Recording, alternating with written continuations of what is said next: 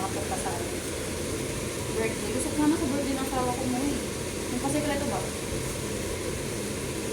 Ano mo siya? Lalapatin natin sa tataan kayo. Sige, patay mo. Siyempre kukunan ko yung nagluluto. Beautiful girl. Yeah. Diba?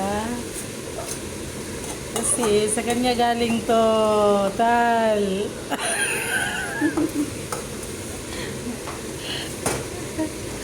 Ngayong May ano? libo to. May topak po. Char. Yummy. Biko kami ngayon for breakfast. Ay, ang sarap. Kung akala mo dito to pa rin yung promise.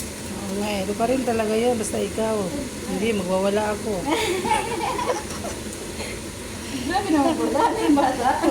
May favorite Biko eh. Pagdating sa Biko, gusto ko, paborito ko Ay, gusto talaga ko nga yan. kuluto nito eh.